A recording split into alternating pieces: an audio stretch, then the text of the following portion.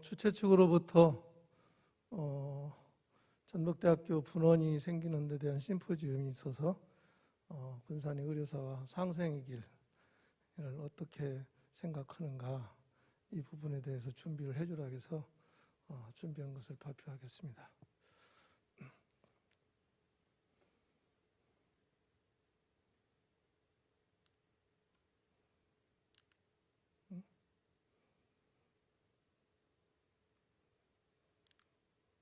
다음 여기 좀 한번 봐줘봐. 그래?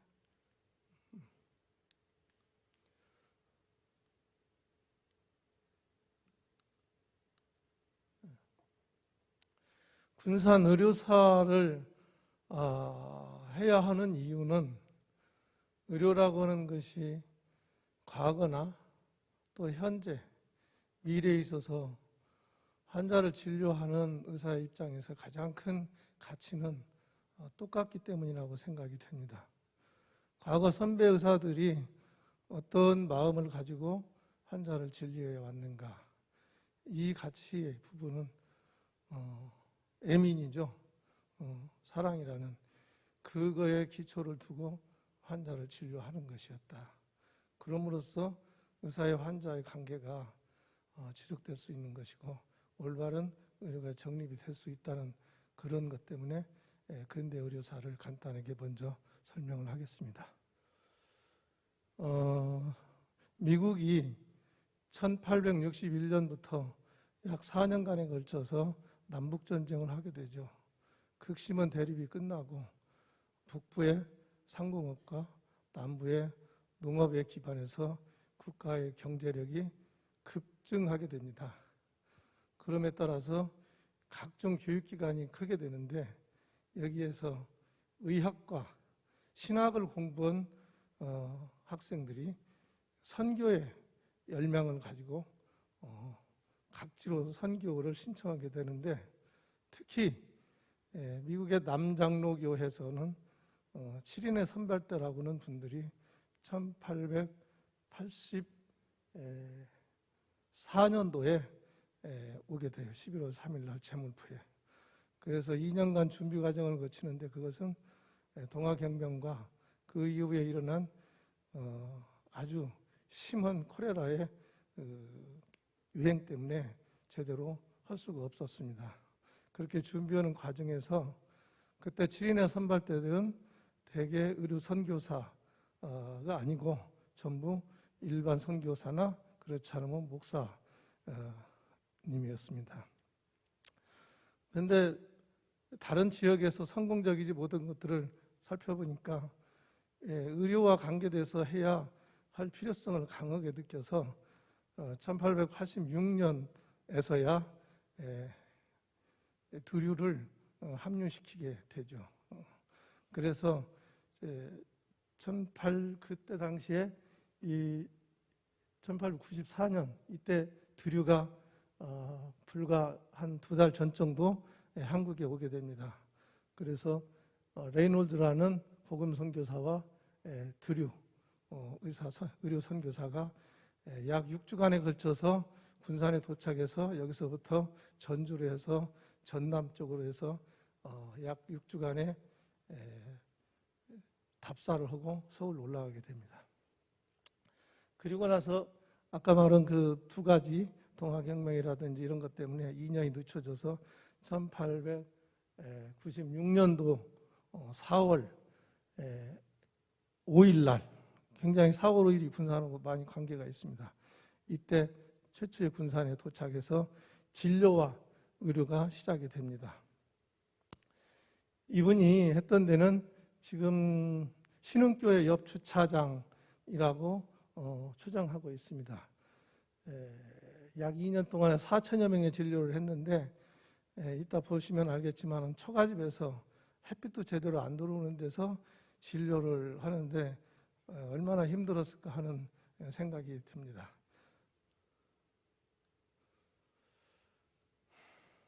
먼저 보이는 집이 드류가 진료소로 사용한 초가집입니다. 밀물이 심하게 올 때는 마당까지 물이 차서 질퍽질퍽했다고는 곳이죠. 지금 저희 군산에 그 수덕산에 있는 기념비가 있는데 실제 진료소는 그보다 밑에 평지 쪽에 지금 주차장 쪽으로 추정하고 있습니다. 또 이분은 군산뿐만이 아니라 서천이라든지 남쪽까지 저런 그 진료라는 의료선을 타고 황포도대를 구입해가지고 굉장히 바쁘게 정말 틈을 내서 쉴 틈 없이 이렇게 일을 했다고 합니다.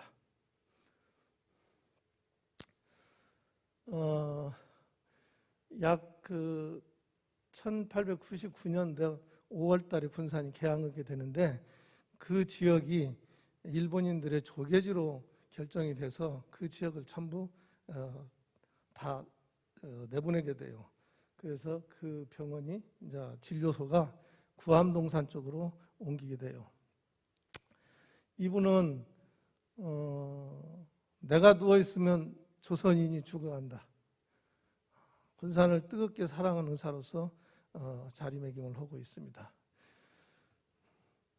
그리고 득병해서 5년 만에 미국으로 돌아가게 되고 그 이후에 이대로 온 의료선교사가 알렉산더인데 이분은 켄터키주의 아주 무지무지한 갑부의 아들이라고 해요.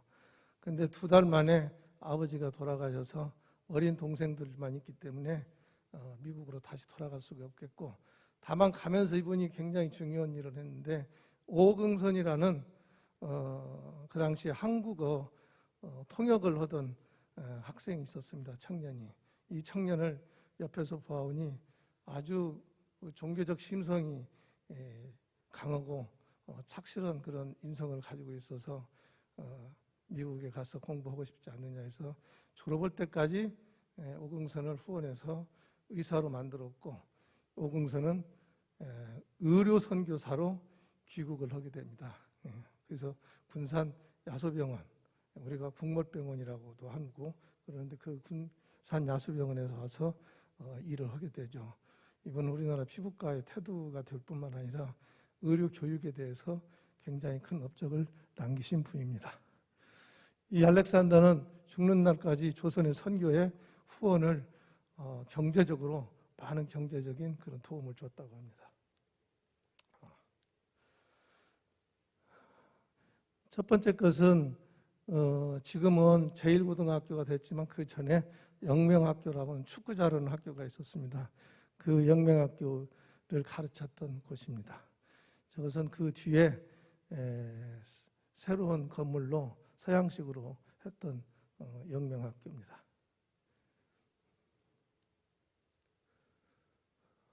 전키는 교육에 또 굉장히 큰 관심을 가지고 있었고 오긍선이 와서 이것을 교육제도를 완전히 바꿔줘서 교육을 시켰는데 그 영명학교를 소학교, 안락 소학교라고 해서 이게 지금 구암초등학교가 되겠습니다. 그리고 중학교를 남녀를 나눠서 하나는 영명중학교, 하나는 멜본딘 여학교로서 확대시켰습니다. 이런 그 기독교의 교육을 받은 사람들은 핍박으로부터의 벗어나는 자유를 저절로 몸에 익히게 됐던 것입니다. 일제히 그런 핍박으로부터 사상적으로 자유를 차지한다는 것이 강하게 머릿속에 있던 사람들이었는데 그 우회 졸업생인 김병수라는 학생은 세브란스에 진학해서 공부하고 있던 중 33인 중에 하나인 이갑성 옹으로부터 독립운동에 참여하지 않겠냐 해서 당연히 참여하겠다 해서 직접 독립선언서 200장을 가지고 영명학교에 와서 은사님들과 이분들에게 선교사들에게 설명을 하고 바로 서울로 올라가서 3월 5일 날 서울에서 독립운동에 참여하게 되고 옥고를 치르게 됩니다. 그리고 군산은 호남 한강 이남에 가장 처음 3월 5일 날 독립운동을 시작한 지역이 되겠습니다. 14년도 말에 이 군산에는 사립병원 3개 뭐 이런 정도로 있었고, 의사도 뭐 의학사 하나, 의사 6, 의생은 한의를 공부한 조선인 6명입니다. 그리고 1920년에 와서 군산에 최초로 한국인의 개업의사들이 개업을 하게 됩니다. 그리고 1922년도에 자해의원으로서 후일 군산 도립의원이 되겠고, 이것이 지금 현재 군산의료원의 전시입니다. 이 당시에 하나는 일본인들이 한국인들을 아주 기를 죽이기 위해서 동경제국대학의 의학부 출신들, 정말로 일본에서도 우수한 의사들만 저쪽으로 보내서 한국인 의사들이 볼 때 넘보지 못할 수 있는 이런 사람들만 보냈던 거죠. 조선인은 일본인을 따라올 수 없다. 은연중에 이런 것을 강요했다고 할까? 이렇게 생각이 됩니다.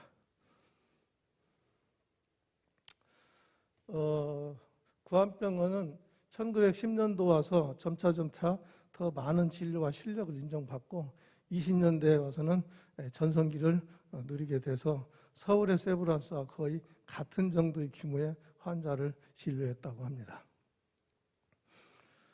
1935년도 구마모토 료헤이가 구마모토 농장, 개정에 있는 구마모토 농장에 병원을, 진료소를 해야 할 필요가 있겠다. 많은 소작인을 데리고 있기 때문에 소작인과 그 가족들의 건강 문제를 생각할 수밖에 없다는 것이겠죠.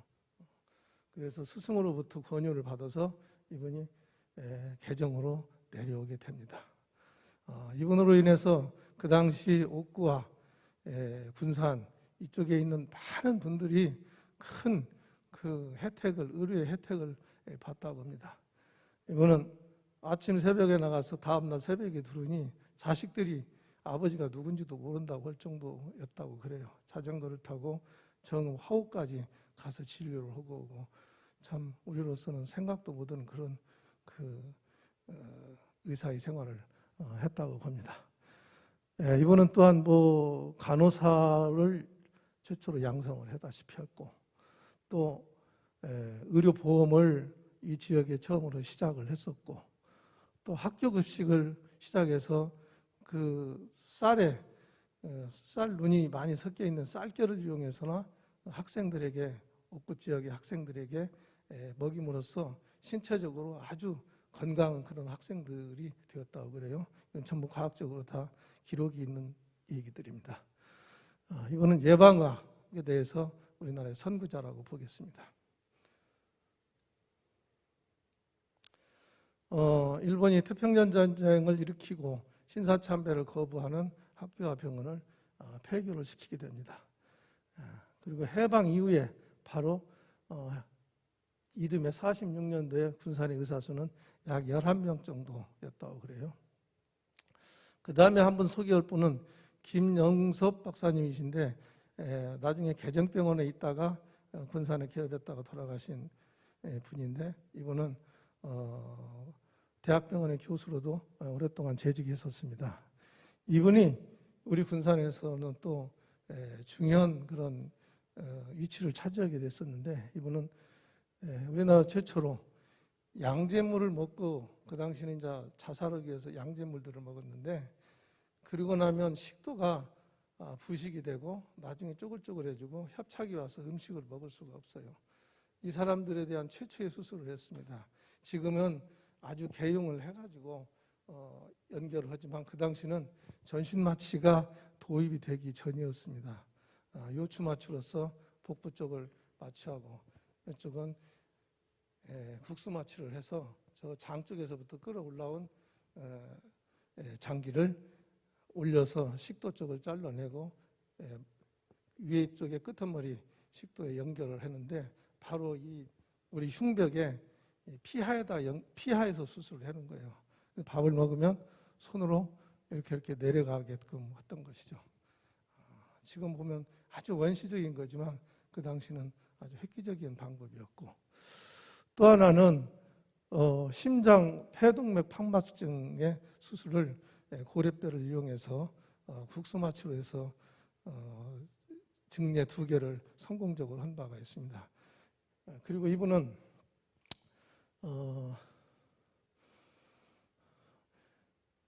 지인용, 실력과 인하와 용기, 용기가 없으면 또 발휘할 수가 없는 것이죠. 외과 의사로서 아주 탁월한 그런 의사이고, 돌아가신 원로의 의사 회고로 지인용을 가졌던 덕인이라고 이렇게 저한테 회고담을 말씀해 준 적이 있었습니다. 그리고 이제 세월이 흘러서 1971년도, 81년도 전북의대와 원광의대의 설립으로 1990년 이후는 군산의 의사의 수가 크게 증가하게 됩니다. 현재는 개원이 166명, 봉직이 217명으로 군산의 의료인들이 있습니다.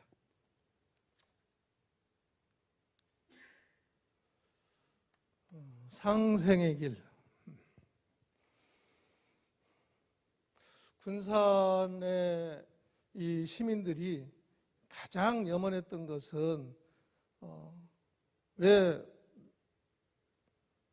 군산에는 없느냐.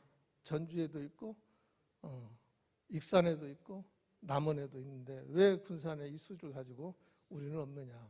환자들이 다 그렇게 나가서 힘들게 치료를 해야 하느냐에 대한 그런 불만으로 군산의 대학교를 의과대학을 설치해서 대학병원을 만들어서 우리 군산 사람들이 최종적인 치료를 할 수 있는 그런 병원이 필요하다. 그래서 환자들에 대한 편리성 또는 지역에 대한 경제성 또는 지역의 발전 이런 것들을 도모해야겠다 하는 것 때문에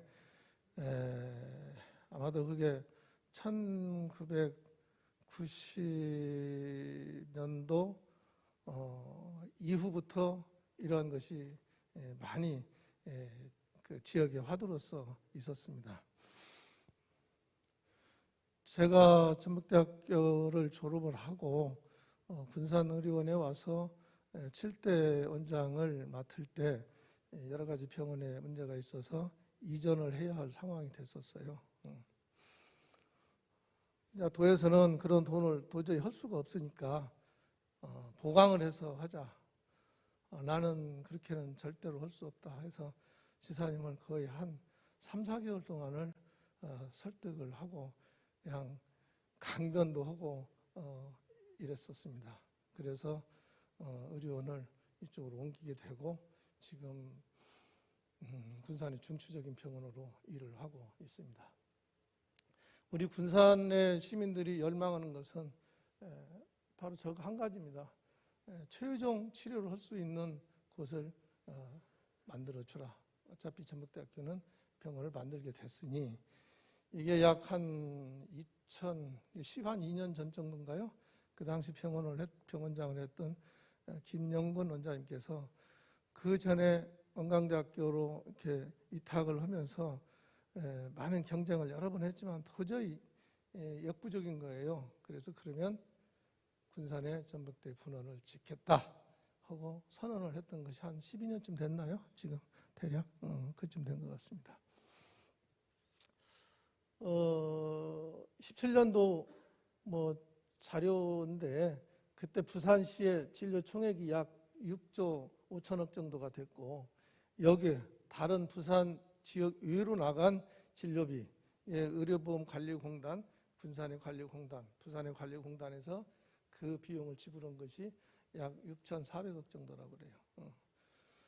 우리 군산도 대개 보면 제가 지금은 기록을 잘 모르겠습니다만 전북대학교의 군산 쪽에 입원 환자만 따졌을 때 약 한 5% 옛날에 10%에서 지금쯤 한 5% 미만 정도 될 거예요. 그리고 가까이 있는 익산의 원광대 병원은 아마 20%에서 25% 정도 이렇게 될 겁니다. 그 외에 이제 서울 쪽으로 가는 경우가 또 있겠죠. 그래서 지역적으로 보면 굉장히 많은 우리 시민들이 낸 비용이 여기로 많이 나간다는 뜻이 되겠습니다. 그만큼 우리 군산이 발전할 수 있는 기회가 적어지는 거죠. 앞으로 문제는 과연 군산 인구가 얼마나 늘어날지를 모르겠는데 병상 수는 기하급수적으로 늘어나는 거죠. 이런 그 과잉 공급의 문제, 이런 문제가 되면 또 인원을 뽑아야 한단 말이죠. 그러면 이제 인력난이 다른 여파로 다른 병원에 계속 개인 의원까지 이제 미치게 되는 겁니다. 또 이제 그쪽으로 옮기면서 큰 병원은 인건비를 더 줄 수밖에 없는 상황이 되겠죠. 그러면 이제 또 나머지 병원들은 그걸 또 맞춰주려면 힘든 거예요. 이런 갈등이 되는 것입니다.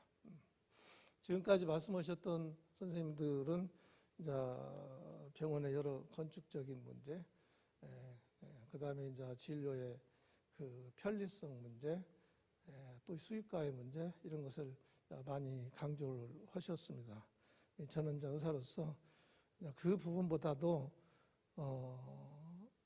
의사가 어떤 마음의 자세를 가지고 환자를 진료해야 할 것인가, 상급병원과 일반 병원과 개인 의원과 이 의료인들 간의 관계는 과연 어떻게 가져야 할 것인가, 이것이 아주 중요하다고 생각이 되겠습니다. 첫째, 의사의 책무는 진료의 본질은 질병의 예방과 치료죠. 예방은 큰 무리를 대상으로 하는 것이고, 치료는 개인을 대상으로 하는 치료가 되겠습니다. 이 치료에서는 아까 선교사의 그런 정신과 우리 선배님들의 그런 그 진료에 대한 태도를 보면서 이타의 정신이 가장 기본적인 것이 돼야겠다. 개인 의원이 됐든 대학병원 의사가 됐든 간에 이것이 기본이 되지 않고는 안 된다. 제가 그 전에 충격적인 얘기를 한번 들었습니다. 뭐 교수님이 정년을 하고 공원에 갔는데 노인들이 하는 얘기가 옆에서 들렸대요. 내가 돈이 있으면 서울까지 이 지역의 대학병원에서는 절대로 안 받는다. 아주 호로자식 같은 놈들이라고 이런 말을 해도 아주 충격을 받았다고 그래요. 환자를 진료하는 의사와 환자의 사이가 이렇게 돼서는 완전히 불신이 되는 거죠. 그래서 이 인성, 이타의 정신이 기본되어 있는 인성, 이것이 절대적으로 필요하다고 강조를 하는 것입니다. 그 다음에 지역 의사와의 교류. 선배 후배들이 물론 이제 오게 되겠죠. 근데 이미 많은 그 차이가 있어요. 세월이 오랫동안 이렇게 격조해져 있기 때문에 그 사람들이 와도 대면 하게 되는 거예요. 지역 의사에 뛰어 들어와야 합니다. 그 사람들을 같이 포용하고 가야 합니다. 나는 큰 병원의 의사니까 이렇게 생각하면 안 되는 거예요.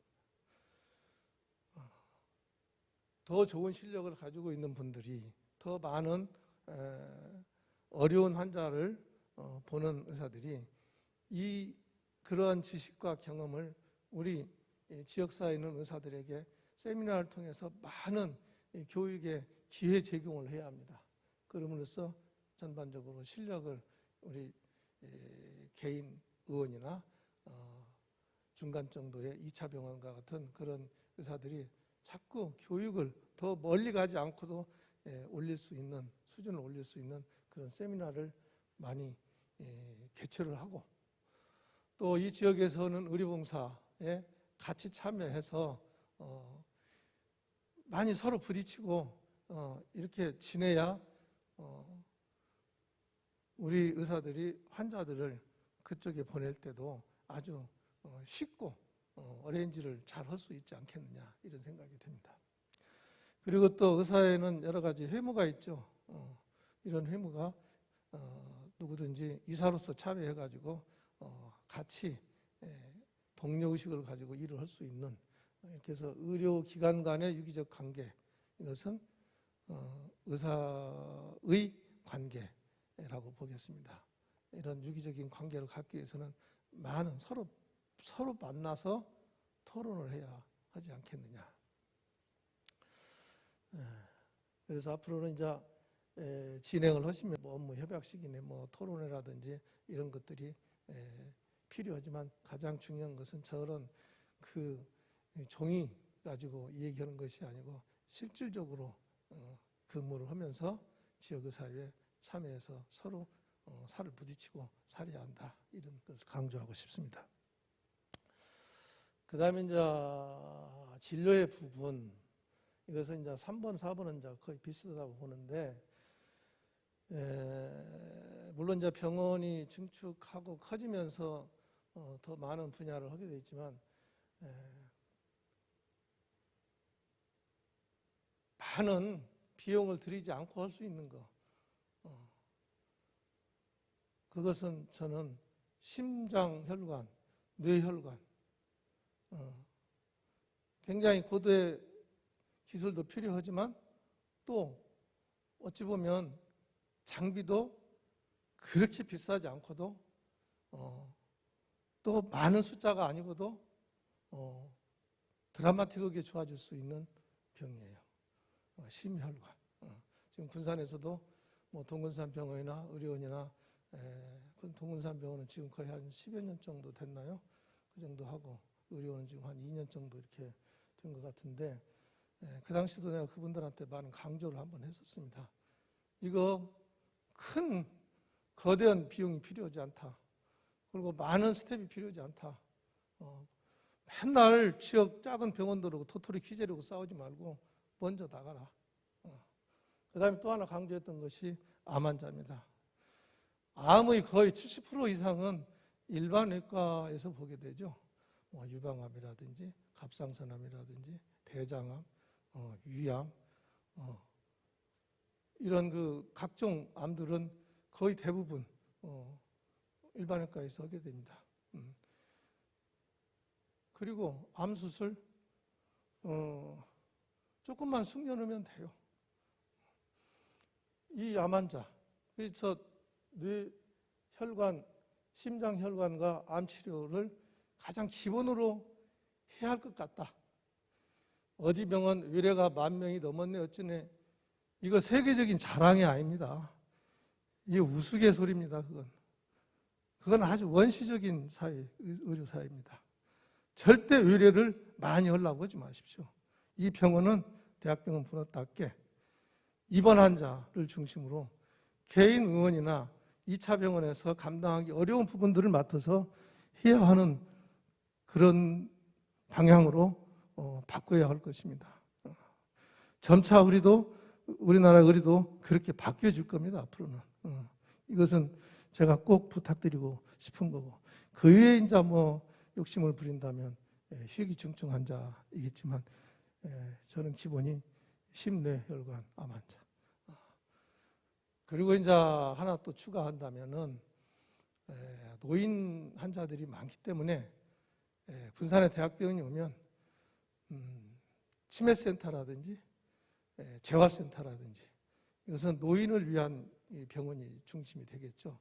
이것은 노인병에 대한 센터로서 꼭 필요할 겁니다. 그것은 저쪽에서 관여하는 게 아니고 다른 병원에서 또 할 수도 있겠지만, 저는 이제 그것을 군산의료원 같은 데가 공공병원으로서 그런 역할을 하는 데는 상당히 안성맞춤이 되지 않을까 하는 그런 생각은 그전부터 해왔었습니다. 그래서 의뢰 중심이 아닌 철저한 입원 중심의 진료를 해야 하겠다, 이런 생각이 들고, 이제 아까 말한 것처럼 의료 전달 체계와 3번은 거의 비슷하겠는데, 경증 환자들, 만성 환자들, 공단의 검진, 예방 접종 이런 것들은 1, 2차 병원에게 맡기고 중증 환자로서 대형 병원에서 역할을 해주라는 것을 다시 한번 강조를 하고, 이 요즘 그 대학병원들이나 이런 큰 병원들의 행태를 보면은 장기 처방 2개월은 보통이고, 보통 3개월, 4개월, 5개월, 6개월까지도 이건 진료가 아니에요. 약 장사하는 것이지. 이러면 안 되는 거예요. 이렇게 오래 해야 할 환자들은 다 작은 병원, 의원으로 이렇게 되의료, 회송을 시켜서 이 지역의 의료인들끼리 좋은 관계를 갖고 지역 발전이 됐으면 좋겠다 하는 생각이고, 앞으로 군산의 전북대학교 분원이 정상적으로 잘 이루어지고, 이게 잘 안 되면 우리 군산 시민들 서명서라도 해서 올려서 순조롭게 될 수 있도록, 가장 큰 게 예산 문제죠. 이렇게 해서 힘을 좀 실어주고